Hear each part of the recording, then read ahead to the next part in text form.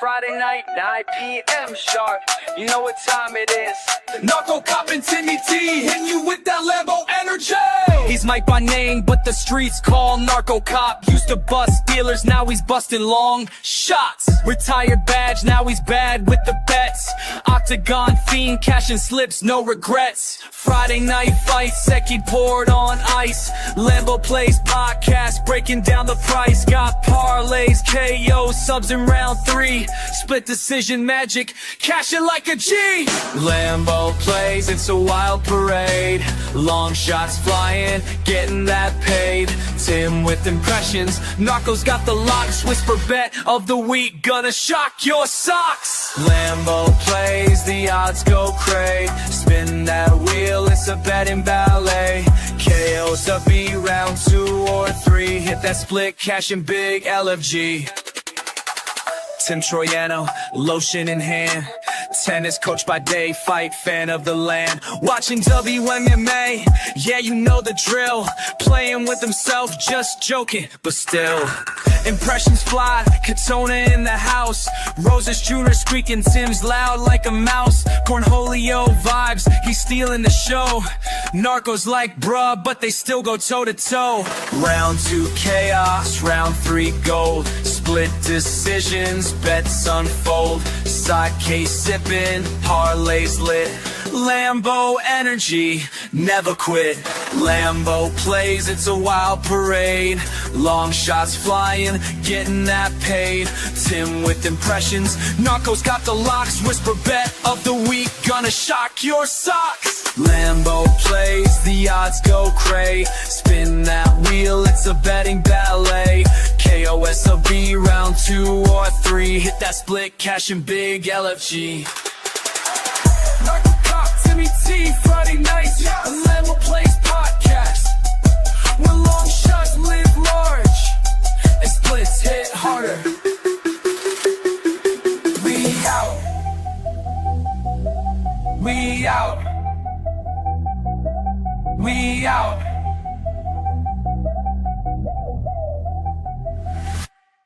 What's up, everybody, and welcome to NarcoCop MMA. This is the Lambo Plays podcast, episode 155, last pay-per-view of the year, UFC 323. I'm your host, Mike, along with my co-host, Timothy. Last pay-per-view, next week is the last card. We have 6 weeks of no UFC, guys. 6 weeks. No UFC. What are we going to do with our lives? But we will have other stuff, regionals. Who knows what's going to be going on? But yeah, it's going to be brutal with no UFC for 6 weeks. But I think it's a much needed break for probably all the content creators, me, myself from taping, and all that other stuff. So we got a 14 fight card.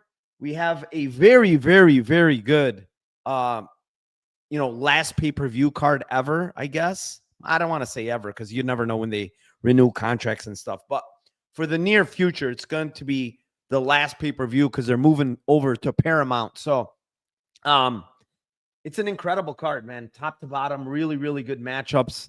I like this card a lot. I like it from a Lambo perspective as well. So, yeah.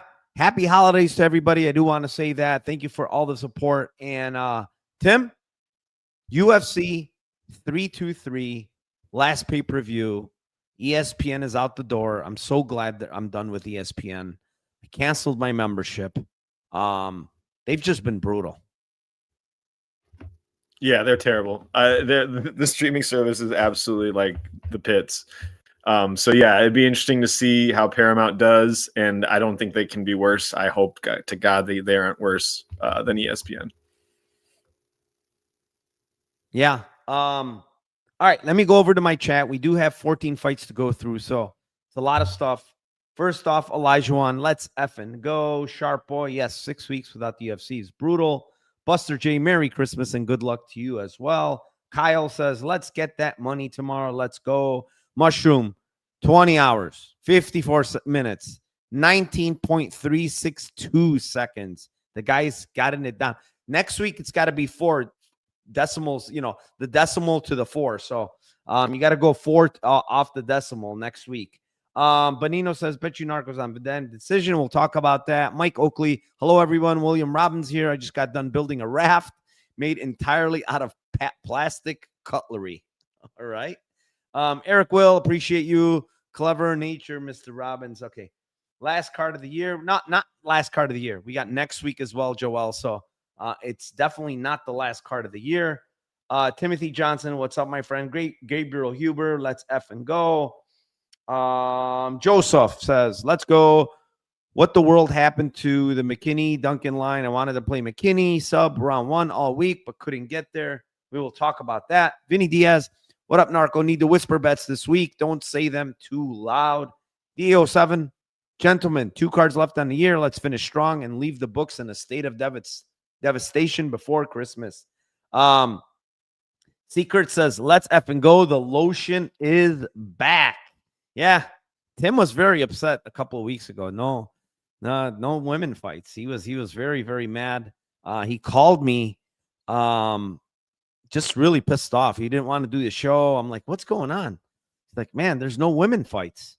Yeah, skin was very dry for 2 weeks. I'm like, Tim, it's okay. You could take a week off the lotion, dude. The local CVS is running out of them. Like they need to stockpile back up, and that 1 week of no women's fight helps them stock up. Craig Crowley, what's up, my friend? MMA Tart says, what's good, Big Narco, Little Timmy, and the gang in the chat.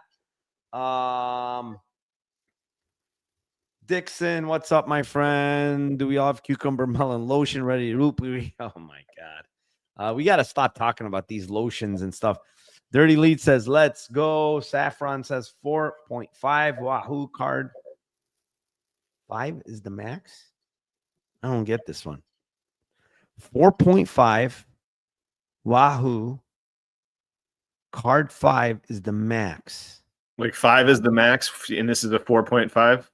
Wahoo. Okay. All right. Yeah, that's probably why he's giving it a rating. All right. I'm slow. Hey, Narco, who's the JG McCarthy? I don't want to know who the JG McCarthy of anything is of late. What's up, Jewish? Need some money before Hanukkah? Yes, sir. You're Hanukkah. Others are Christmas. Everybody needs money at this time. Anthony P says, let's catch some Lambos. Tech Logic says, Tom Gordon, new fighter, will change the game. Tom Gordon? Is that a new one? Did you say that, Tim? Tom Gordon? No, I did not. On today. All right. Let's start here. First fight of the night, Tim. It is in the featherweight division. It is the 13-3 Muhammad Naimov versus the 16-1 Marion Santos. An update on this fight. Marion Santos missed weight by about 1.6 pounds, I believe, something like that. He missed a little over a pound.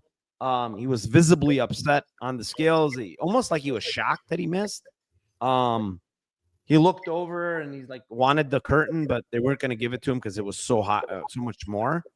So yeah, he proceeded to miss.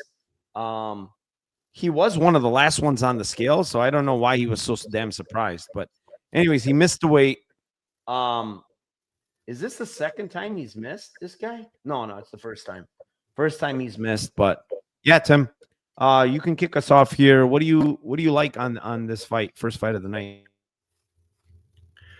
Yeah, I mean, I kind of see this going a couple different ways. I think if you are on the Naimov side, I mean, I don't hate his decision prop. It's pretty big, and his split decision prop. If you're on him, they're really good lines. It's almost 5-1 on his decision, 12-1 on his split. I think if he wins, he's typically pretty low volume and kind of flashy shit.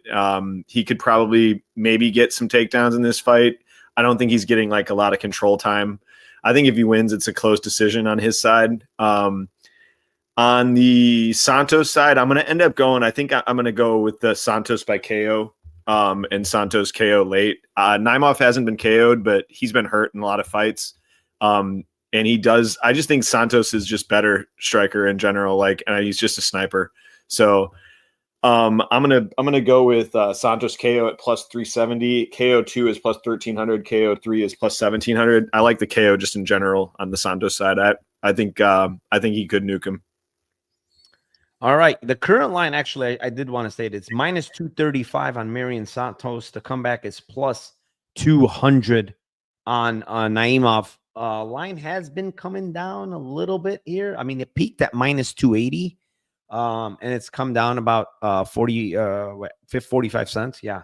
I kind of went back and forth on this. Here's my thing. I've always been kind of a guy that was very low on Naimov. I didn't think this guy was any good. I thought that, this guy, during the times when he was fighting in Titan FC and the other time when he fought on Contender Series and he lost against Colin England, he quite frankly did not look good, especially against that Oliver Murad guy who's really not a good fighter. But since then, honestly, since he's came into the UFC, he took that fight on short notice against Malarkey. Wasn't looking good, but he knocked him out in round 2. Subsequently, he's fought some decent fighters. Nathaniel Wood fight, yes, he cheated his butt off in that fight. But he still hurt Nathaniel Wood in that fight. And he pretty much competed well with a very good fighter, Nathaniel Wood. His loss to Lima was a pretty close fight, 1-1 going into round 3 and ended up getting subbed. But the thing with Santos is he's going to be the more skilled fighter. He's going to be faster. He's going to be more athletic. But the same thing could have been said in the fight against Marshall. He's more athletic. He's faster. He's better striker. He's probably better. But he got taken down there. He got dropped in that fight by Francis Marshall. And honestly, when I rewatched it, similar to what I thought live, I thought he lost the fight. And somehow they gave him the fight. And when you look at this guy, the Sadiq Youssef, they all had it 30-27. I thought the fight was kind of closer than what they had it on the scorecards. And then you look at the Edwin Cooper fight, and that's another fight that arguably he probably lost. It was a close fight on Tough. So my point is this guy's fighting on close margins. And I feel like Naimov is the type of guy that does well in those close margin fights because he tends to go to his grappling. He can get some takedowns. I think he's the better grappler of these two guys, when it comes to wrestling at least. And he's probably going to be a bit stronger than this guy. So, and then you got to add the fact that this guy missed weight, right? He's no longer, by the way, training in Vegas. Now he's training in Brazil with the Fighting Nerds. So maybe that had something to do with it, to travel. I don't know. But I do think Naimov decision is a little bit too big here. It's almost 5-1. I mean, plus 490 on Naimov decision. I think he can grind out a decision. Why not? Hit a couple takedowns, land some big shots. He's kind of dangerous early, honestly, Naimov. I think between the two guys early, I think Naimov might have a little bit more power, I think Santos the cleaner striker for sure, but power-wise, I favor Naimov. So, yeah, plus 490 for me. It's just one of those numbers that I think it's not bad at all, for a guy like Naimov. And honestly, at the end of the day, Santos is pretty durable. He's got pretty decent get-up game. So I don't think he gets finished here. Maybe like a spinning wheel kick or something, that Naimov does, but I don't really see him getting finished too often.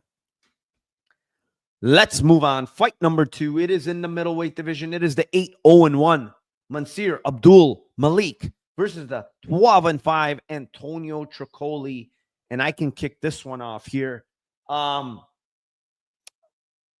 think Malik is probably going to find the KO early, but I can't play KO1. It's not a good price. I'm just going to try to fade the KO1, and hopefully Trocoli does what he's done before, kind of survive, clinch, and do all that stuff like he did in the Shara fight and go to round 3 and get finished. So I'm going to go 2-3 KO here on Malik, plus 290. But in all honesty, I think it's round 1 KO here. I think Malik, after last fight, he looked a lot of people know how awful he looked. I heard his interview. I think he wants to come in here and really, really kill this guy. So, and the other thing is, like Trocoli, dude, I said this in my Discord.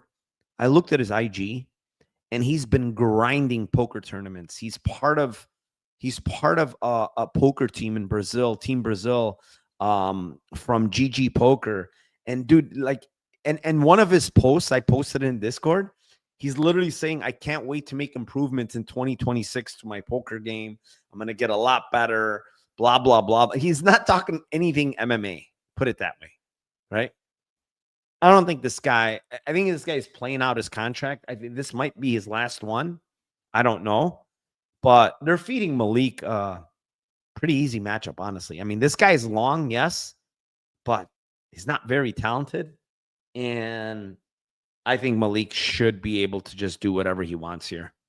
So KO 2-3 plus 290. Yeah, Malik round 2, round 3, nothing to really add to this. Other than Malik doesn't always go guns blazing early.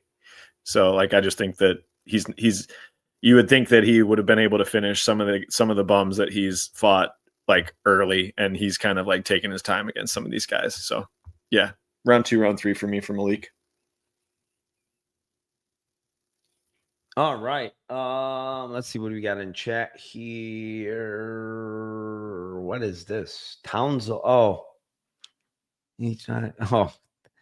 Townsville killed. I gave this. This is a BKFC guy, plus 245. He won, I guess. Anything about this fight? Matsur had some. I know people keep saying that. I honestly don't think that. Like, come on. Like, this guy really had bet the overs on his fights. Come on, guys. Stop it.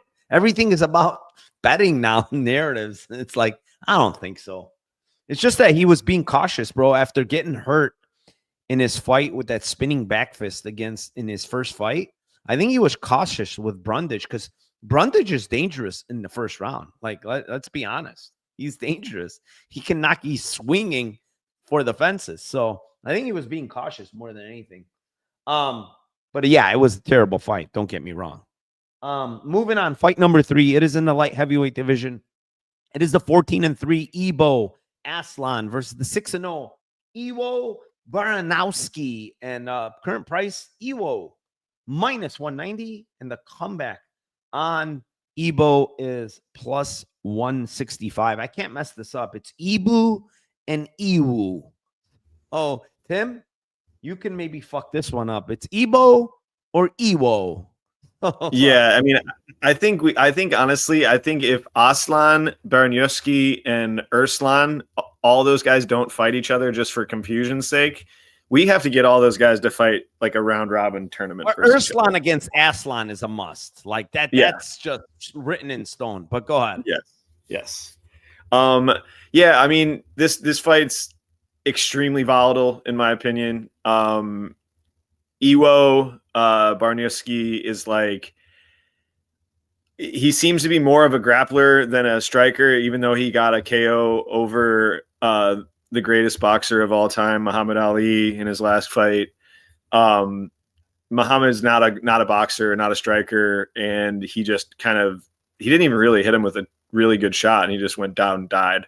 But typically, Iwo is like getting guys down and using judo and kind of power double leg to get guys down and then kind of messing them up on the ground. He's not like looking to strike a lot in a bunch of the fights that I saw. So he's kind of like the opposite of Ibo here, who's never looking to grapple, and he's just looking to set up a big right hand and try to kill you and nuke you.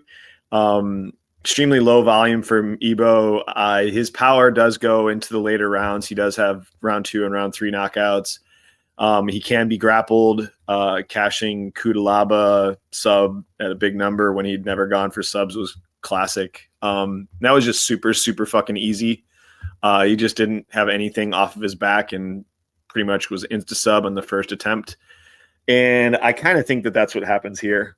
For me, it's Iwo by sub at plus 650. Honestly, it could be like it could be in any round.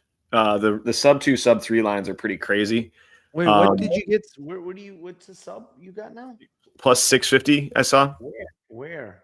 Thought I saw Bet Rivers. No, that's way gone. Is it 540? 550. Okay, so 550 now. 540. Yeah.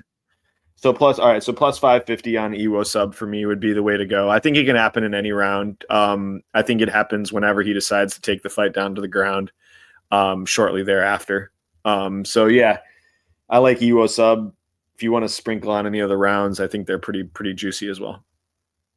Yeah, I mean, I like Ewo sub here. I just think Ebo is pretty bad on the ground, but he's got a really good chin. He's tough to get out of there, I think.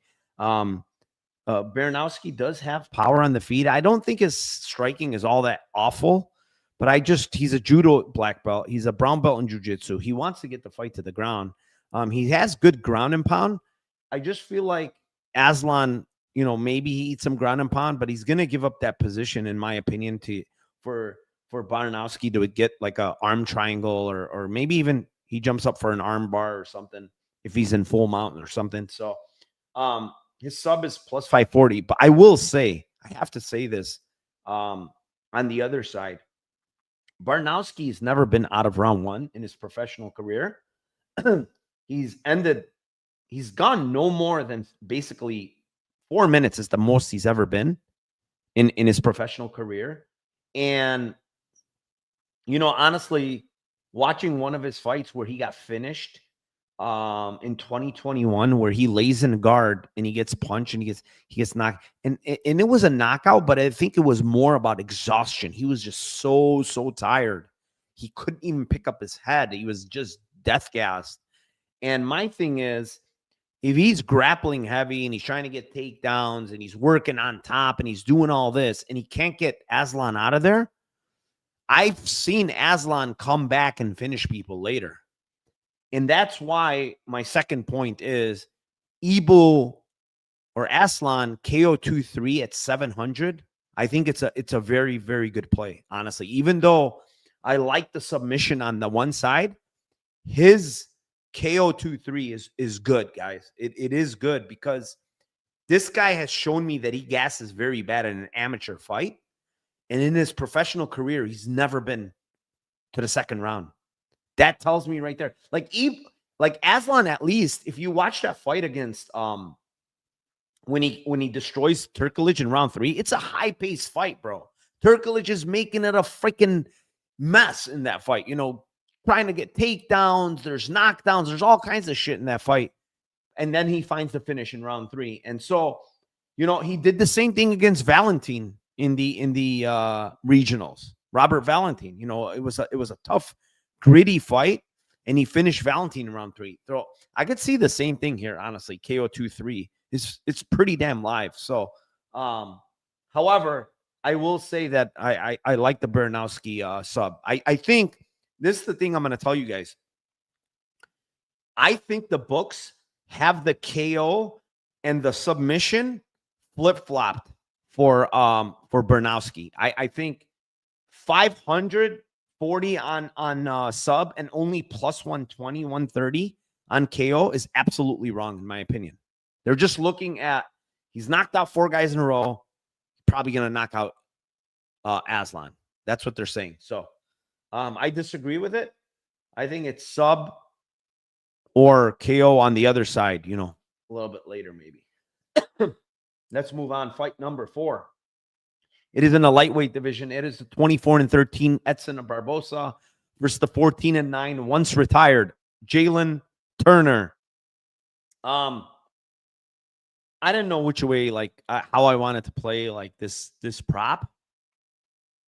I'm just gonna go Turner KO plus 112. Nice and easy and simple. I'm not going crazy. It could be round 1. It could be round 2. It could be round 3. I mean, I don't know. Barboza's getting hurt in every fight, man.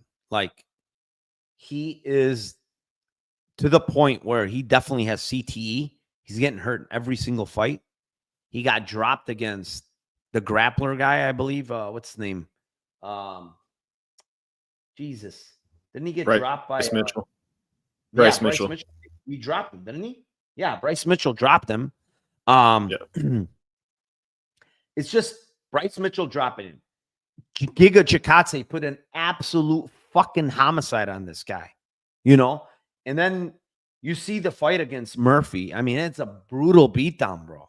Like, this guy's getting Jakar Close had him, you know, doing the stanky leg so many times. It's just not good, man. Every single fight. Sadiq Youssef almost killed him in round 1. These are all fights I'm talking back to back to back. Even the Billy Quarantillo fight, he was taking punishment in that fight before he found the KO in round 1. So it's like every single fight, he's taken a lot of punishment. It's not good, you know, and he's 40 years old. Jalen Turner, listen, he hits hard. He's long, but I do not trust this guy. I don't care if he's coming back from this thing, you know, that he's saying he's coming back. But I watched not only last fight, but I'll tell you the fight against Moicano. He drops him and walks away like where is your head, bro? Like, the guy is not that fucking hurt. Like, go after him, right? And then when he gets taken down, you could see he completely gives up, bro. He like just gives him mount and just he's done. He's done with the fight. So I really don't, you know, he one shots King Green, but I don't trust this guy, to be honest. I really don't trust Turner. I don't know where his head is at. And being minus 415 now, he should knock out Barboza. Don't get me wrong. I just can't put my money on someone like this, but KO plus 115. I honestly, I don't 112. I don't even like it. I wouldn't play it at that price, but that's all I have for this fight. Yeah, I don't know if he one punched Bobby Green. He like 17 unanswered in like the worst non-stoppage ever. Like that like broke his spirit. Yeah. I meant one punch, like he dropped him and then he killed him. Yeah. I mean, he basically does that to almost everybody. He hurts everybody early. Like he can hurt like almost every fight that I've seen that I was watching. He hurt everyone. He hurt Gamrot. He hurt Hooker. Like, if he's landing any of those types of strikes, he's got a great teep. I mean, it's just like, this is not a good matchup for Barboza at all. Like, he doesn't have grappling. He needs space to get off his kicks. He doesn't like guys that pressure him. Like, this is a bad matchup. This should be Jalen in round 1 or round 2, in my opinion. I agree with you. I probably think it's a KO, but I'm gonna take a shot on the sub 1 and sub just in general. Sub at plus 420, sub 1 plus 850. Like, I think club and sub is live. I think Giga had a chance to sub him when he knocked him down and hurt him, and there was like a panic shot. I agree. I think it's way more likely for a KO, but Jalen's pretty tricky with those long limbs. If he gets opportunities to sub guys, he takes chances on those as well. So yeah. I probably won't bet this, but yeah, I think it's Jalen round 1 and round 2. All right, let's move on. Fight number 5. It is in the middleweight division. It is a 19-8-1 Marvin Vettori versus the 14-2 Bruno Ferreira. Another weight miss, 189 pounds for Bruno Ferreira, so a 3-pound weight miss. Honestly, he did not look good. I mean, a lot of fat around the belly. A lot of fat on his sides. Big weight miss for a guy that's only 5'10"? Bro, you're fighting at 185 at 5'10". Why are you missing weight, my brother? What's the deal? So, I don't know what the deal is, but I don't think it's good. I mean, you can't be missing weight at 185. So, yeah, Tim, this one's yours. Yeah, this for me is even before, honestly, before the weight miss, this I was on the Marvin side in this fight. Like, I think that this is a huge step down in competition for the guys. Now, I know that Marvin's looked kind of shitty in his last few fights, especially after this coming back from surgery and having long layoff. I get it. Like, I'm not pounding my chest going max bet Marvin here, but I thought that this was a really, kind of a good spot for him. Bruno is just like he's just a huge bully, and he's got huge power. Has a really bad gas tank. I think that the edge on volume, I think that the edge on durability and like ability, resiliency to fight through shit for Vettori are big advantages here. I think there's a pretty big gap in the wrestling and just ability to get the fight down to the ground. And then I think that he's going to grapple in this fight. I think it'd be stupid for him not to try to grapple in this fight. So I like late round props for Marvin, and I like the sub prop for Marvin here. I think that he's going to get back. I think he's in a lot of his fights in the past. He has grappled really, really hard, and then he's taken off in certain fights. Like he got down Cannonier easily, stopped grappling against him. Against Delidze, didn't want to grapple. Had a little bit of success grappling against Brendan Allen, if I remember correctly. Just before that, this guy's been like, he was known, and you could actually rely on him to grapple a lot in fights. And he's aggressive for submissions and going for back takes and things like that if he does get on top. I can't get the Bruno Abus fight out of my mind. Like from a gas perspective, if you're getting out cardioed by Abus Magomedov, then that's a huge fucking red flag. So yeah, give me the late round props on round 2, round 3, 14-1, 17-1. And then I don't hate the sub alone at plus 650 for Marvin. Yeah. I mean, I bet Bruno, I'll tell you, I bet Bruno, and my problem is missing weight at 185 for a guy like this is just not good, bro. It's just not good. I'm not happy with it because I did think, and I still think, honestly, he's very live to KO Marvin. I think Marvin's ready to go. Honestly, he's going to get knocked out pretty soon. And when you look at Bruno Ferreira, he carries a lot of fucking power in his hands. You know, he's got big explosion. He's got big speed. Yes, Marvin has fought way better guys. Don't get me wrong. All these guys, Brandon Allen, Cannonier, all these guys have power. But I don't think any of these guys that he's fought are as explosive as Bruno Ferreira with his power, like in and out. You know, he's got big power. And I think he can definitely drop Marvin. You know, Marvin's been hurt a lot lately, man. Brandon Allen hurt him. Delidze hurt him. Cannonier hurt him very bad. It's just over and over every single fight lately. He's been getting hurt. And if you watch his earlier career, it was very hard to hurt Marvin. It was not easy. And you could see him like slowly getting hurt more and more lately. The chin is going to go. Whether it goes here or not, I don't know. But I do think Ferreira's live early, especially when he's fresh, man, explosive. He's very, very dangerous. He hurts everybody. Basically everybody he hurts early on. But if Marvin can weather the storm and start grappling and making this guy work, 2-3 is very, very live on Marvin, man. I know if you look at his career, and I said this in my Discord too, he's never, ever, ever had a late round finish his entire career. His entire career, 28 fights, he's never finished a fight in round 2 and 3, ever. We're talking about we're talking about fucking regionals. We're talking about amateurs. We're talking about any time in his entire career, he's never, ever finished a fight in round 2 and 3. This actually might be one of the cases he can, honestly. This guy misses weight. This guy's known to gas. Marvin, if there's any time in the world that he should start grappling again, it's probably this fight so he can wear this guy down, right? I will say, I don't think it's easy to take Ferreira down early when he's fresh. He's very explosive. He's very fast. It's not going to be easy to take him down and hold him down, in my opinion. But as the fight wears on, I think those takedowns will come a little bit easier, you know? So I think 2-3 is good on Marvin, 1,400, 2,000. I mostly think it's going to be sub 2-3 because of his pillow fist. That's what I call him. I've always called him Mr. Pillow Fist.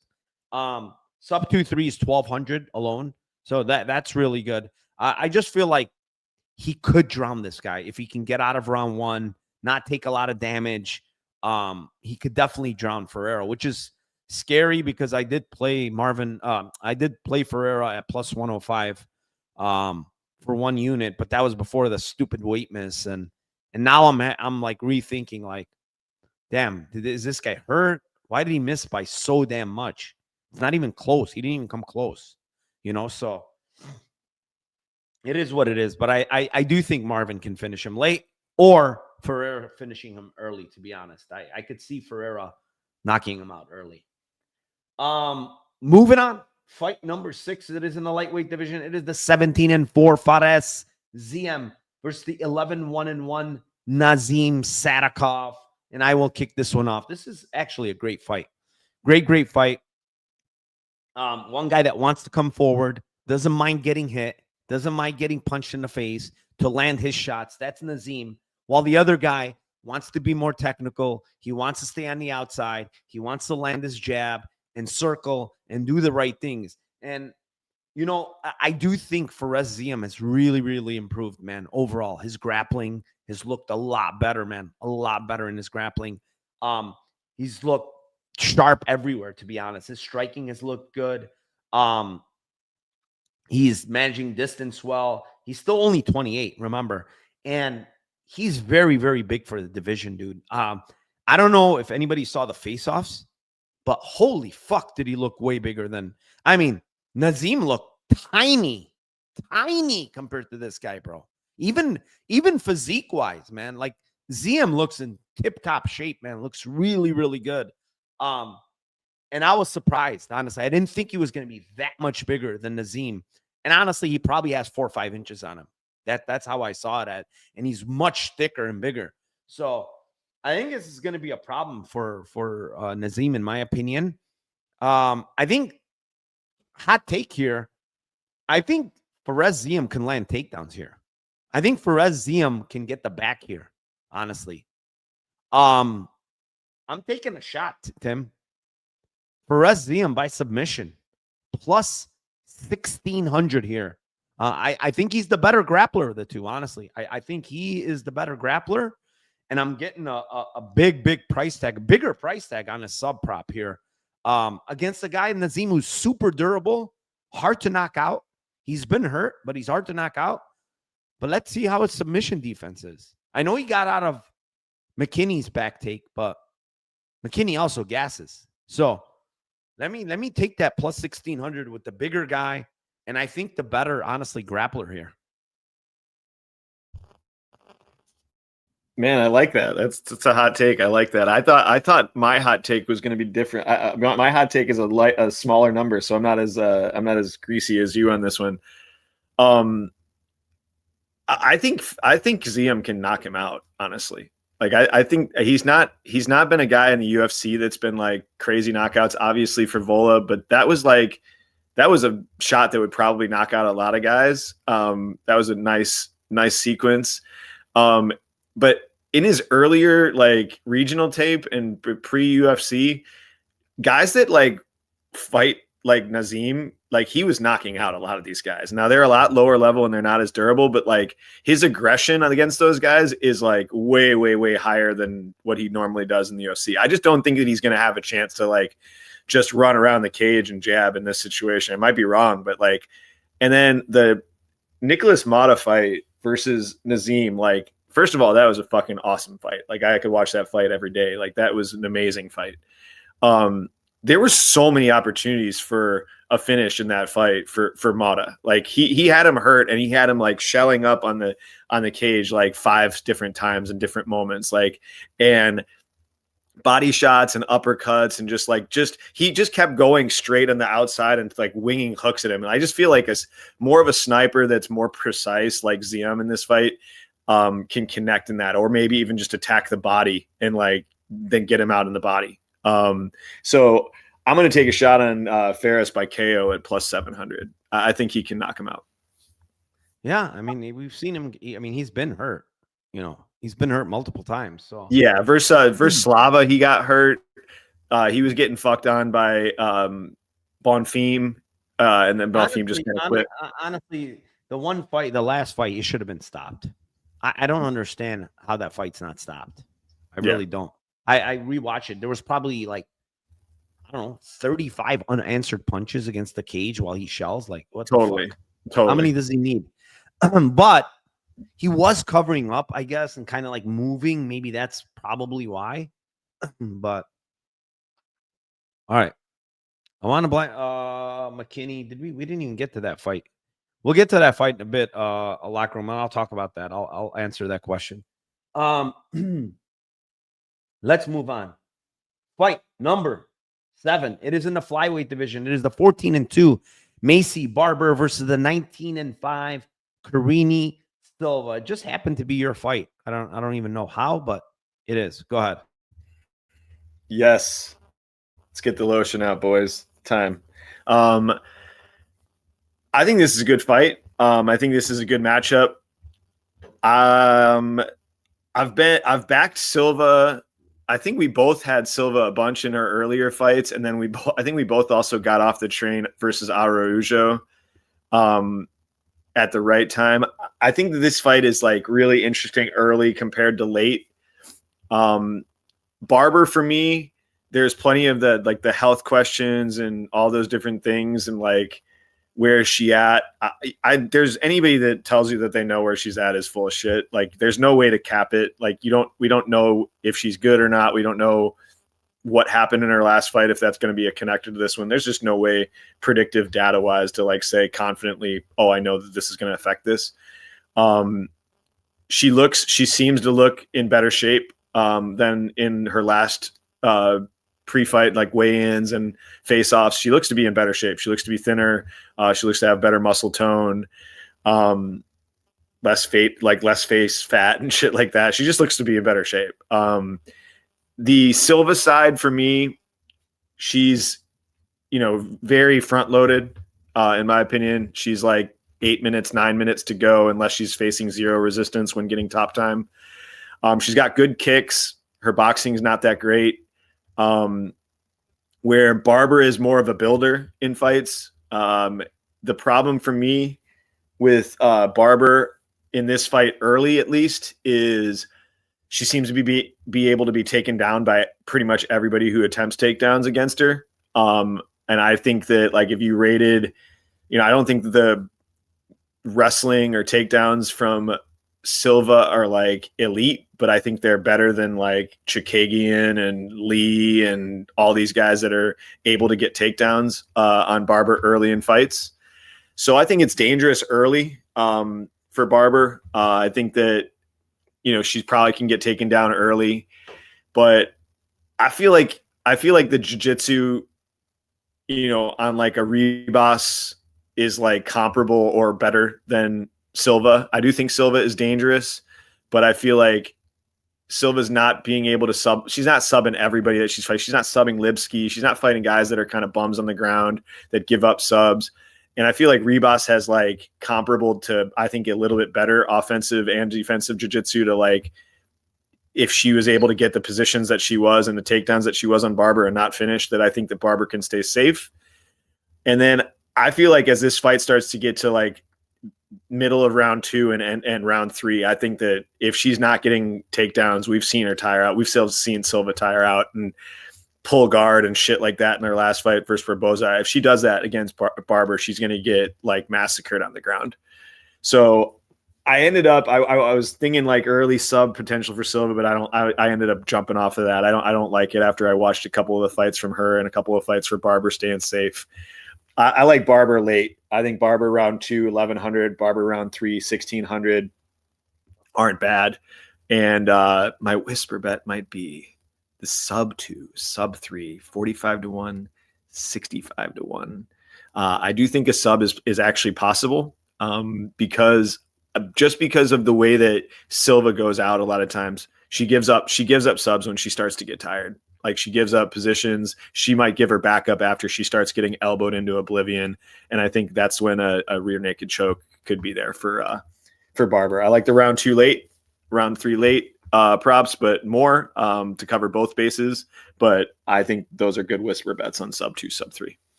All right. Uncle Weezy, what's up, my friend? Let's have a big week. Joseph says Barber having a hard time making weight, decides to get the boot job.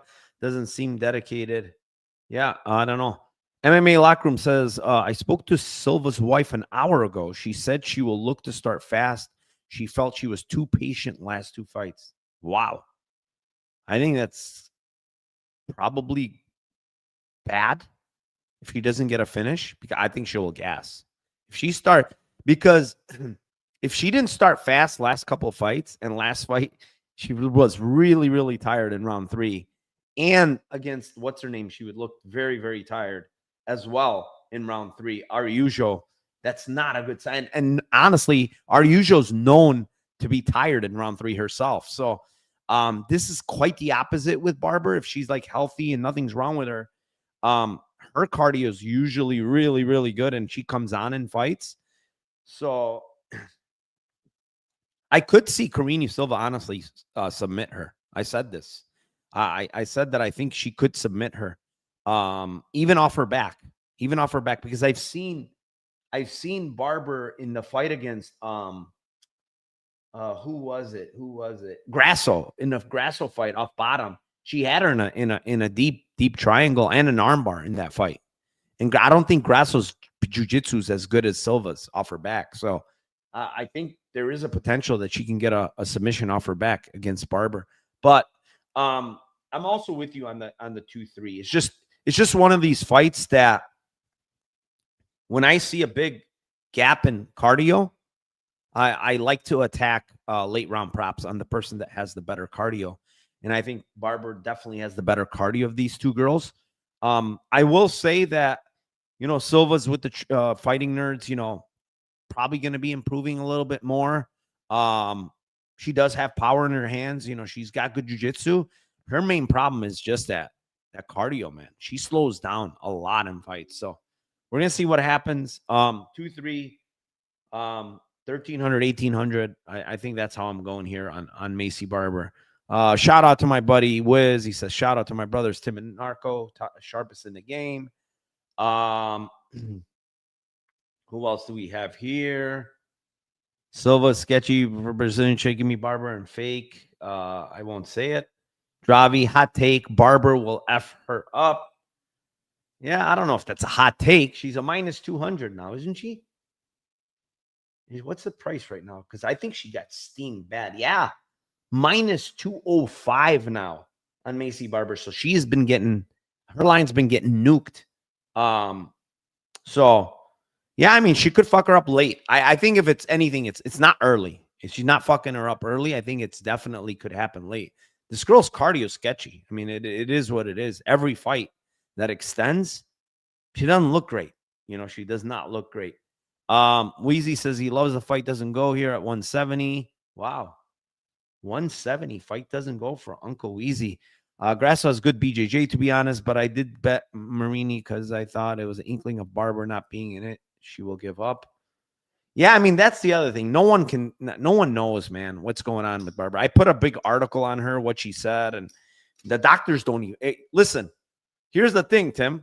You said, oh, no one knows. The doctors don't even know what the fuck's wrong with her. My point. She said, that's my point. The doctors don't even know what's going on. Why? But I did hear that she tends to get low blood pressure. They don't know why. She said it's not from weight cuts, by the way. I heard people say weight cuts. She herself said that the doctors and everything don't think it's from the weight cuts. It's something outside of that. And she's had a lot of problems, other shit, man. If you look at her history, like her medical shit, she's had a lot of fucking shit. It's crazy, So I don't know what the hell it is, but if she's healthy, she's good, good to go. I think she can put it on her late. Definitely here. Definitely. So let's move on. Fight number 8. It is in the lightweight division. It is the 17-7 Terrence McKinney versus the 14-2 Chris Duncan. Current price, Duncan -125. And the comeback on Terrence McKinney is +105. So the line had flipped to McKinney -110. People have bet back, Chris Duncan. I heard some people, I will just say there are rumors that, they were saying Duncan might be injured. I think they were basing it off of the line movement. Now everything with the line movement, people think someone's injured. Line did move for sure, but What I'll say, and now I'm going to answer MMA Locker Room's question here, is I always think it's not a bad idea to bet McKinney pre-flop in a price like this where it's like he's underdog or even pick him, because he's always going to, not always, but almost all the time, he's going to get a takedown. He's going to get a back take. He's very explosive early. He's very, very dangerous early. So the line is going to move in his favor, and instead of taking Duncan right now at minus 110 or 120, I think during the fight live, you could probably get Duncan at plus 200 or plus 250 even in round one. So McKinney's dangerous, man. And we've seen Duncan get finished with the RNC against Torres. That's McKinney's favorite spot. When he gets the body lock, the body triangle, and he's got your back. Everybody, I've heard multiple fighters say he's very, very good with that submission, the RNC. Switches hands really well, and he's strong as hell, man. He's strong as hell when he gets that position. So for me, as far as a Lambo, I can't go away from Duncan 2-3, man. I really can't. It's 850 now and plus 2,200. It's a slam dunk bet for me. Like, why am I going to go away from something that almost always happens to Terrence McKinney? He either kills you in round one or he gets finished. And listen, it could be in round one he gets finished here. Don't get me wrong. But history has told me that he gets finished in round two as well. So I'm going to take my chances here. He's been finished in round 2 3 times. Duncan could obviously finish also in round one, but those prices on 2-3 are just way too good for me to pass up on Duncan. Yeah, every Terrence McKinney fight is the same. So it's easy to cap him. Extremely dangerous. 3 minutes. Got 3 minutes solid to fucking get his shit off of. And I think since you're playing 2 and 3, I have 2-3 as well. But what I noticed on FanDuel is FanDuel has like 4th minute of round one at plus 650 and 5th minute of round one at plus 850. Like, I might like go at those a little bit small just because I think that the same thing of what you're saying. Like, I feel like if Terrence doesn't get him out in the first 3 minutes and then starts to death gas and then he gets reversed and Duncan is on top just raining elbows, like the last 2 minutes of round one are like at plus 650 and plus 850. You can still play a little bit safe. I think it's really, really likely that he finishes him in round two if he doesn't get there and it doesn't even get to round three. I kind of think like last 2 minutes of round one and round two are more likely than round three, but round three is like the plus 2,200. So it's almost like you just put lunch money on it. Yeah. But I like those props as well. I think that he survives, and he's been grappling. Duncan has with really, really good grapplers and putting himself, against Dawson. He's trains with every day and putting Dawson, starting him on his back. And I know that that's like obviously really good training, but what's probably also happening in the training sequence is he's getting subbed by Dawson like 100 times, and he's having to learn that failure mode, and then he's going to go into this one and have the same opportunity. So I do think that this is a very, very like you said, like this is a very live spot type fight for McKinney. McKinney is not a guy that doesn't hurt.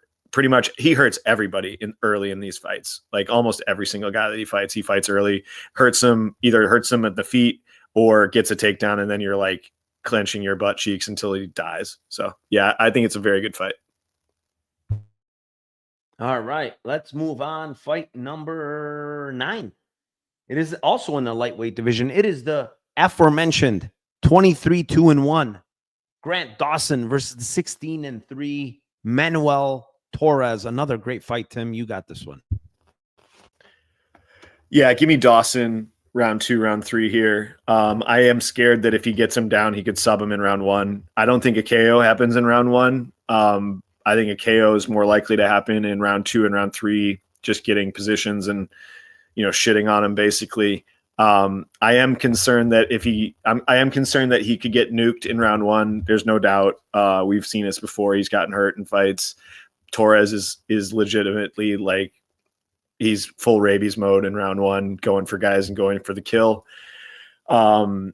he's just not like technical at all. So, I mean, can he hit him? Yes. Can he? I don't think that he's like Bobby Green sniper type fighter. I think he throws big shots and, hopes he hits. Cardio issues for me on the Torres side, non-cardio issues at all for me on the Dawson side. Dawson to me is like, I've just backed this guy pretty much every single fight. I love his style. I love these types of fighters that what you're going to get out of him.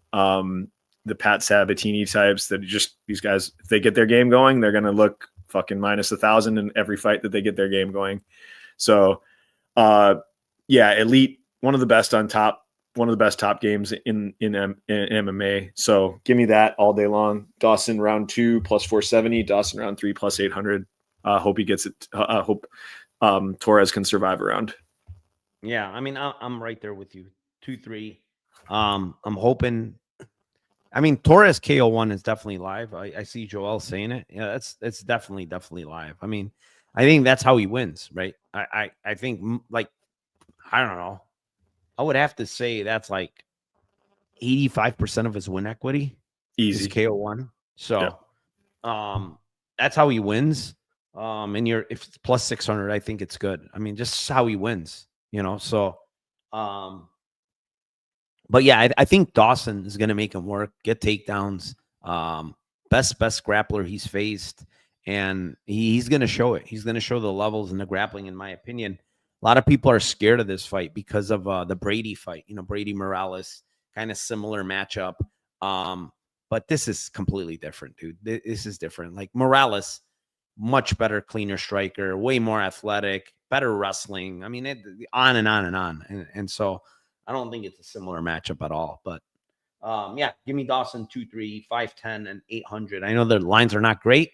I don't think they're honestly bad because this guy Torres has not been out of round 1 in ages. When was the last time this guy was out of round 1? I think wow. 2018. 2018, he got out of round 1, went to decision. We're talking about 7 years ago. This guy did not get out of round 1, which is crazy. Grant Dawson for me as well. Let's move on. Fight number 10. It is in the light heavyweight division. It is the 29-11-1 Jan Blachowicz versus the 18-3 Bogdan Guskov. And listen, Jan is old, man. He's 42 years old. He is up there, bro. He is up there. He's gonna turn 43 in January. And he's going up against a big hitter in Bogdan. I think Bogdan has a lot of power. He's very, very good striker. Mixes up his strikes. He's really good. He is hittable on the feet. Honestly, Jan can land on him, potentially hurt him on the feet. But why in the world would Jan not grapple here, bro? Like, maybe he's getting tired from grappling. That's what it is. But if Alakana can do what he did on short notice, Alakana's a shit grappler. He's not good. And he got this guy's back, Guskov. Like, what would Jan do to this guy if he got his back? Like Jan's a black belt. He's really good on the ground when he gets it there. Good, very good on top. Nasty, nasty top pressure from this guy and ground and pound. And Guskov is not good on the ground. He's not. We saw what Ozdemir did to him. Ozdemir is nowhere on the level of Jan on the ground. So for me, it's going to be Jan submission at plus 950. We got a whisper bet, boys. The whisper bet of the week is Jan Blachowicz submission round 2 plus 3,000. Jan submission round 3 plus 4,500. I think he's going to find the sub here a little bit later when Guskov is tired. Tim? Yeah, we are echo chambering on this one. I had round 2, round 3, and I love sub. I feel like it's a situation where, can he tire out trying to grapple? Yeah, but if you look at fights where Jan feels like he's threatened it all on the feet with guys like Izzy, and obviously Izzy, he had him a lower weight class dude coming up.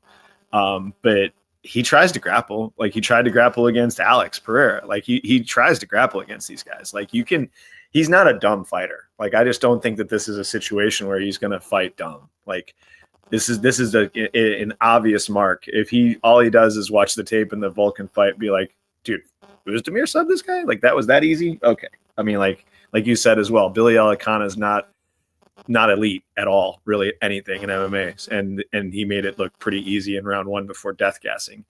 Yeah, I just think that the assignment's pretty obvious here. Just take this dude down and sub him. Like, take him down early, tire him out. I also feel like if this fight is standing, like I do feel 2-3 is live also from just calf kicks and like just like taking his legs completely out and then having a standing target and just fucking on him. So yeah, same things. Round 2, round 3, sub 2-3, like them all. I hope you're joking. I don't know if this is serious or. Yes, I mean Walter Walker. Tim, can you mute your mic? There's a lot of buzzing today. But yeah, I mean he's a much different grappler. I mean he's on top. Walter Walker's going for heel hooks. That's all he does. Jan is gonna put your head through the mat and try to get arm triangle or get your back and all these other different subs. So yeah, I mean a completely different grappler.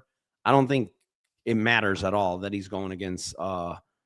He's been training with Walter, by the way, for a long time, and we saw what happened against Alicana. I don't think that helped him in that fight because Alicana got his back, and it was looking ugly for him for a little bit. Let's move on. Fight number 11. It is in the bantamweight division. It is 16-5 Henry Cejudo versus the 10-1 Peyton Talbott. This one's yours. Yeah, I mean, yeah, I don't know what it is. It's buzzing bad. I'm not sure. Yeah, it's probably my house. Sorry, fellas. Yeah, I mean, this is a good fight. Henry is retiring. Never a good sign. Henry looks a little bit flabby. Just Talbot to me. Yes, we've seen this guy get taken down, and Raoni Barcelos was a huge spot for people that bet him there. Obviously, a gigantic favorite. I think the jiu-jitsu for Barcelos is way better than Cejudo's. I feel like the wrestling in that fight, you're not seeing like Henry like grapple a ton in a lot of these fights. Like he's just not going for like 7-8 takedowns in these fights. He's like averaging less than 3. He's getting he's getting more than 3 takedowns in like very few of his fights. His top control is not like a question Brizzy was just asking, is his top control like it's not like elite like wet blanket type. It's not like a Grant Dawson type fighter. Like these guys are getting up and they're able to scramble with him. And again, he doesn't have like crazy jiu-jitsu. He's not doing like he's just not his game. So I don't think that he's going to be able to. If he does get Talbot down, I think he can get him down. I just don't think that he's going to be able to advance to taking his back or getting the mount in situations and progressing in positions like Barcelos did against him. Standing, I don't think that this is like, especially early, I don't think that this is like one-way traffic for Talbot striking. Like I think that Talbot can get hit himself. He likes engaging in battles. So it's not like he's like invincible defensively, but I just think that he's the type of builder and he's the type of guy that just like, once he gets his reason, once he starts hurting you, he smells water, smells blood in the water and just absolutely goes for kills. So I'm going to take shots on round 2, round 3 props for Talbot. I think it's probably round 3 or decision, to be honest, for him, but I'm going to take a shot on the round 2 and round 3, plus 950, plus 1300 for Talbot and hope. Yeah, I mean Henry looked terrible at weigh-ins, man. I don't. He did not look good. He looked like he was surprised he made weight. Honestly, like the guy was messing with the weigh-in thing for a while. I don't know if he just kind of hooked him up or what the deal was there, but he looked like he was literally shocked that he made weight. Honestly, and he looked fat. He looks out of shape. He's talked about his retirement fight. And he's saying, I'm going to give it my all and this and that, but you didn't even come in the best shape. Like you're going to give it your all, but you don't look good, bro. Like you're not in shape. And the crazy part is these guys, Talbott went to Cejudo and trained with him a little bit. They talked about that, and it's kind of weird that Talbott's coming back to fight him. He probably knows this guy's way past his prime, and probably tagged him up a little bit in the striking. Who knows what happened, there. But yeah, Talbott is a great builder, man, and I do think Henry potentially could get takedowns early. And listen, Henry is not like complete slouch on the feet. I want to say this because I know people just seem to think that that's his only out is grappling. I don't think that's the case. Like, he can land. Talbott is very defensively flawed, extremely bad defensively. He wants to just walk forward, eat shots so he can give you his. It's not a great, once you start moving way up against really good guys, that's not a good recipe. You're going to get eventually knocked out. Your chin only holds up so much versus very good guys that have power. They're going to snipe you, So I will say, obviously, Henry's way past his prime. He wants to retire. Maybe Talbott works that body, man. He's got very, very good knees to the body, good shots to the body. Probably would be smart to unload on him there, because one thing about Cejudo is his chin is really good. But let's see that soft body, man. That body looks soft to me. Go to that body, cook that body, and you could potentially get a stoppage in 2-3. So it's 950 and 1300. Kind of surprised it's so high, honestly. But maybe because Cejudo's never been finished and stuff like that. But yeah, I think that's very live to happen. 2-3, Peyton Talbott, most likely KO. I don't think he's gonna sub Cejudo. Moving on, fight number 12. It is in the flyweight division. It is the 23-8-2 Brandon Moreno versus the 17-1 Tatsuro Taira. Another incredible fight here. I really was not sure of this fight because it's lined close to a pick'em, -124 Tatsuro, +104 Brandon Moreno. Obviously Moreno, people are saying he's not in his prime anymore. He's not looking the best, but arguably he's looked some of his best in his last two fights. He's looked incredible in his last two fights against Usyk and Albazi. He dominated both guys, right? The fight where he didn't look good was that Royval fight, and he even said it right after that fight. He was like, I want to retire, this and that, and his head was probably not in that. That was not Moreno just doesn't fight like that. He throws a lot of volume. Something was off that day. That was not Moreno for sure. And we saw him come back against Albazi and look completely different, So my point is, I still think Moreno's in his prime, bro. The guy's 31 years old. What's the prime then? You know what I'm saying? What's your fucking prime? He's 31. He's not old at all. The guy is in good shape. He's faced everybody. He's faced everybody and their mothers. His losses have all been literally close decision losses, man. All of them. He's fought the best grappler in the world, probably in the UFC, at least, in Pantoja, who's elite at taking the back and submitting, which is something that Taira is very good at. But I don't think he's going to do it against Moreno, man. And the scrambling ability, what you saw with Royval is what you're going to see with Moreno, if not even more. Like Moreno, he's better. Probably a better overall grappler. Like when you're talking about solid grappling, the other guy's more of a spaz. Royval's a spaz type of grappler. This guy's a more solid grappler, So it's a hard fight to gauge because I do think Taira's improving a lot. His striking is looking a lot better. His 1-2s are looking a lot better. He's a big guy for the division.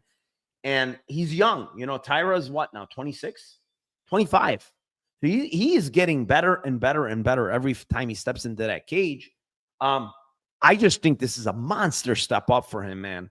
It's not going to be easy right here. So I think it's a close fight, Tim. I think line's about right. I would lean to take plus money on whoever in this fight, but I don't have a bet.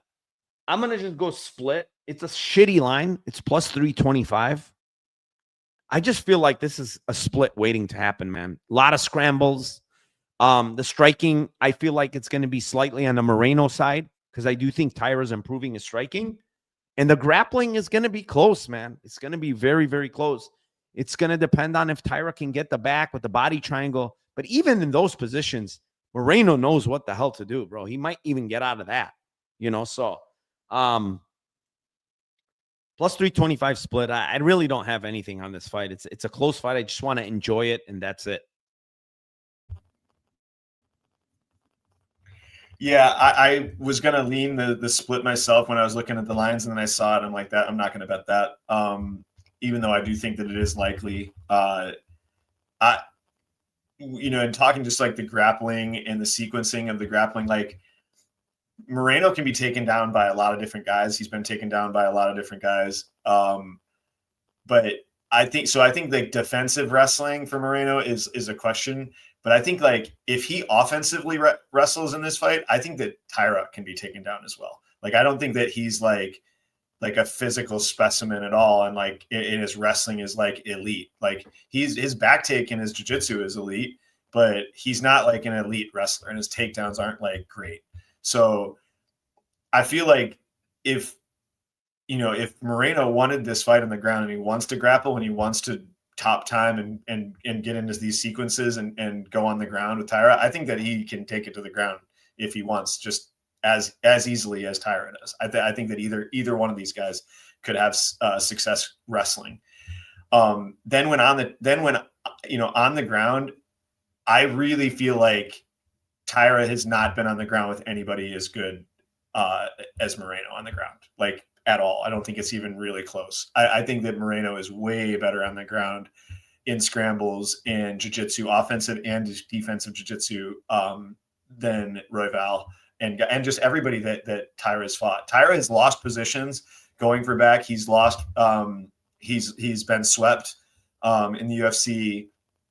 Taira's been dropped by guys. Like, I don't think that he's like invincible, like standing, and I don't think that he's invincible on the ground. So I took small stabs for my Lambos on ends by sub at plus 420 and then Moreno sub at plus 1400. Like, I think that like we just haven't seen Taira in trouble in these positions. He's been the confident one on the ground, and I feel like I think he could slip in a position and give up his back and give up positions here.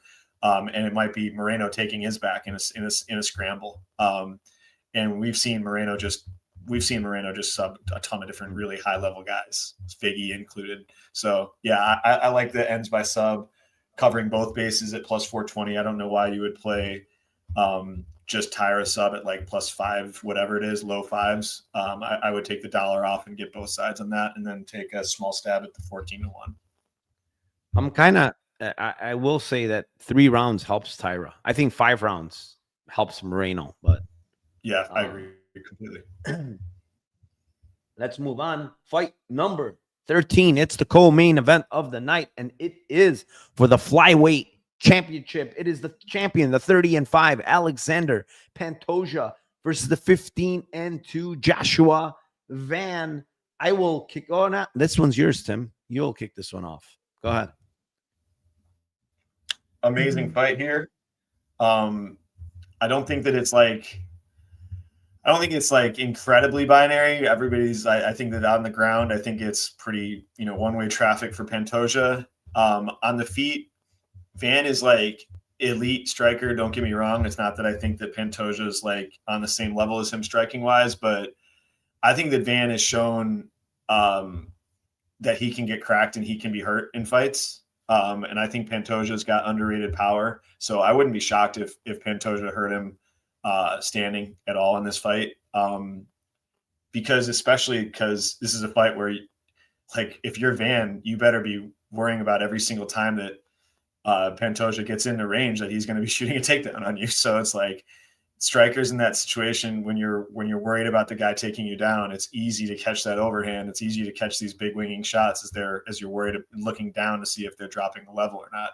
So I think that the striking, the edge is clear to Van, but I don't think that the edge is as big as it is on the ground. Van just hasn't fought as physical a guy as Pantoja. Everybody who fights Pantoja says the same thing. Like, I just got mauled by this guy, and fucking he took my lunch money, and he's just way stronger than I thought that he was going to be. Guy advances to positions insanely well. Best back taker in the UFC, in my opinion. And once he gets your back, it's the round or it's the fight. I think that's going to be the case in this fight in round 1 or round 2. I think Pantoja sub 1, Pantoja sub 2 for me. Yeah, I'm just going Pantoja sub, plain and simple, plus 160. I mean, there's levels to grappling, man. I really think, Joshua Van facing who? Like, who has he faced that is going to be as remotely as dangerous as Pantoja? Yes, Royval, okay, a little bit. Royval's a little dangerous, but what did Royval do? It was like slugfest there. He didn't even try it.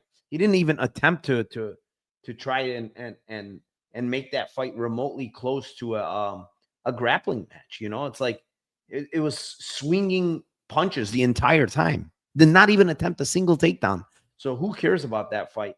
And then you look at Joshua Van's career, and it's been a lot of strikers, dude. Honestly, it's a lot of strikers. Edgar Chairez, Charles Johnson, Felipe Buenas. He can grapple a little bit, and he got takedowns. But Saruya is the only one that grapples a lot. But Saruya doesn't have anywhere remotely close to the jiu-jitsu and control that Pantoja has.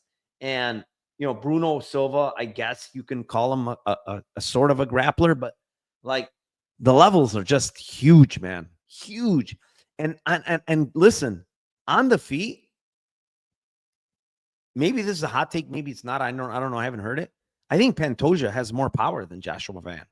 I think Pantoja can one punch knock out Joshua Van as opposed to Joshua Van knocking him out with one punch, in my opinion. So, it's like, even on the feet, it's kind of competitive here, man. Like, Pantoja's not a slouch on the feet. He's very awkward and explosive and heavy leg kicks, So I just feel like he's going to be able to throw something big, get a takedown, even get a standing back take and get a sub, man. Like, the levels of the ground game are way different. I'm hearing Joshua Van say, I could sub him, and I've faced a lot of good guys in training. No, bro, you haven't faced anybody as good as this guy. Stop your bullshit. You ain't subbing him. The only person that's getting subbed is you. So I think it's Pantoja sub, man. I really do. Listen, Joshua Van is good, but his best win is honestly a very, very close fight against Royval up until, he knocked him down in round 3. But that's a very, very close fight against Royval. So I don't really, Edgar Chairez hurting this guy. Like, guys that are like mid-tier are really doing well. And listen, he could improve. I'm not saying he's young, he's going to improve. But this jump is so big, bro. Pantoja is the best in the division. It's not close either, in my opinion. Look at what he's doing to these guys that are coming and facing him. Like, I remember last fight, Kai Kara France. A lot of people were betting Kai Kara France there. A lot of people. Great takedown defense. This and that. Great striker. He absolutely fucking destroyed him. Made him look like he's a C-level fighter. You know what I'm saying? So, yeah, I mean, this guy's just really, really good. He's really good. Yeah, takedown defense is better than Van's. Yeah, it is. 100% is. Like, he stuffed Asker like all day long, and like, yeah. So it's gonna be a tough ask for him, man. Like, even I've heard also a lot of people say, "Oh, it goes to the decision. Van's gonna win." Why?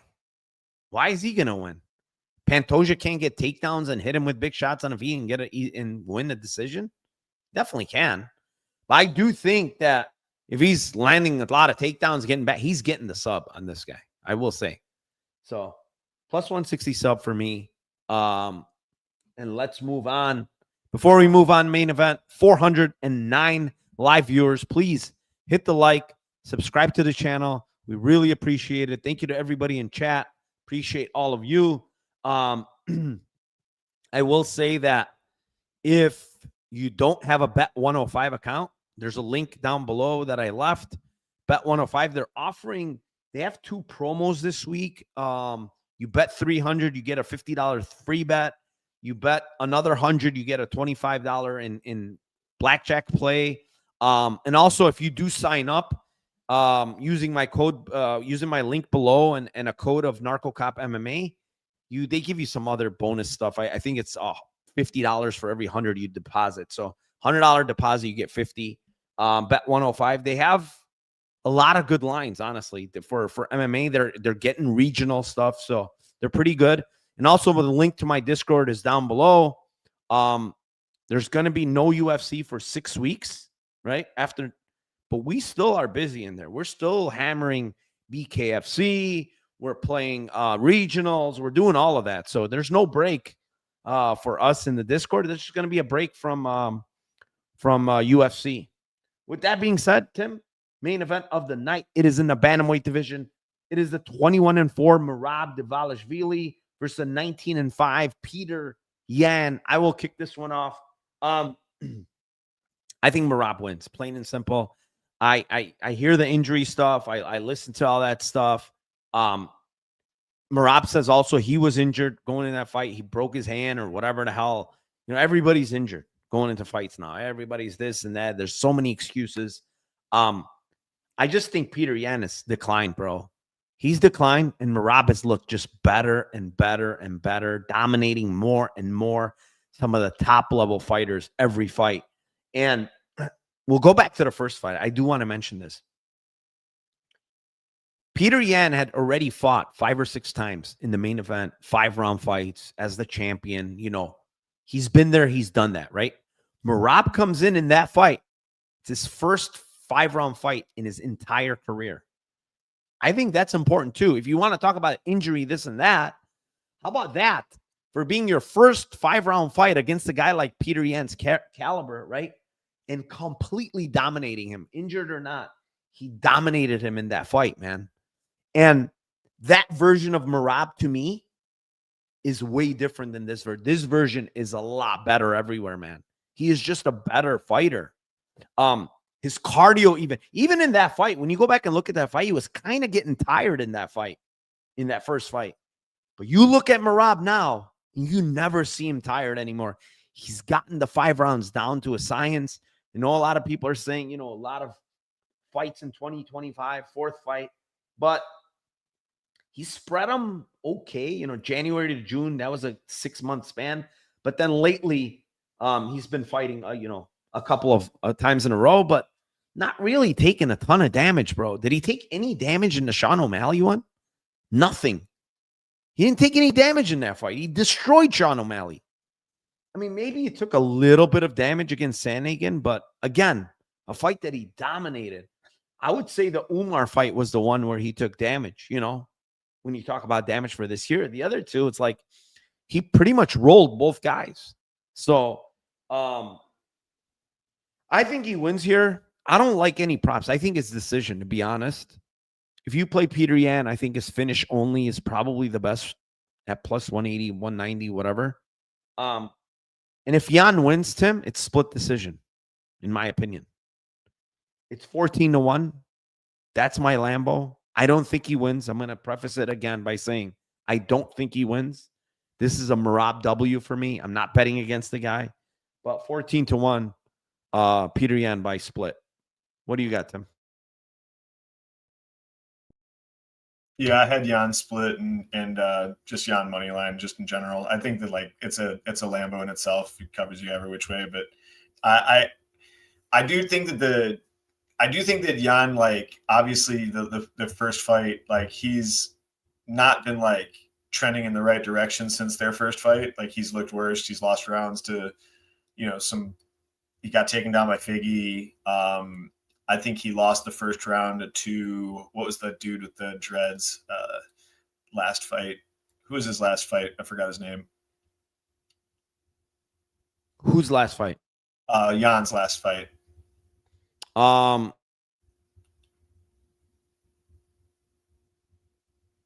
Dude has the predator hair. Maybe that wasn't his last fight. I'm muted. I was saying it. McGee. Marcus thank McGee. you. Yeah, Marcus McGee. Thank you. Yeah, he didn't even look great in the early parts of that fight. He tends to take round one kind of like off a lot of these fights and then starts to cook guys later. I kind of think that this is, I do think that he's like one of the tougher matchups. Like if he's healthy, I think like not having his right hand in that fight was pretty clear. He didn't throw it the whole fight. I do think like he's a good matchup. Like if you're talking about like guys that you want to be able to fight Merab with and guys that you want to be able to match him up with, I think that stylistically he has all the skills. He's strong. He's not easy to take down. Good striker, power on the feet, like just defensively sound, like pretty good cardio, builder. Like I think he's got potential to like match up stylistically, but I think what we've seen from Merab has just been like insane. Like he's been the GOAT with his performances recently. So yeah, I think, if you get a fight that's similar to like Umar's where he can win some of the scrambles and stay on his feet, then this fight is a very close, even still close striking. I think even if it's 25 minutes of them striking, I think just the optics of what Merab does is just go forward and spam a shit ton of volume on guys. It's really hard to outvolume him. So yeah, I think the same thing. I think Jan by split is probably the only play that is viable here. All right. That's it. 14 fights, Tim. Appreciate everybody in chat. We got 1 week left before we go on a 6-week break. But it's Lambo Parlay time, Tim. I'm going to go first. I have 2 of them. The first one is I think it's live. That's the thing and why I played this. It's Guskov KO, Turner KO, Duncan KO. It's 20-1. And then my second one is going to be a 2 and 3 round robin between Marvin Vettori and Dawson. So mix and match, they're 2 and 3. It's 89-1, all the way up to 188-1. So it's Vettori and Dawson. Some huge numbers there. So taking a shot. Hopefully, last pay-per-view we hit another Lambo. I've hit 2 or 3 this year. I think 3. But it's been a great year overall. What do you got here for your Lambo parlay? Yeah, I think that it's fair to say that we like mine is going to be, I had 2 written down, but you have one of the ones that exactly is mine. So I think that should be said. The one that I'll give out first is Grant Dawson by sub, Iwo by sub, and Pantoja by sub.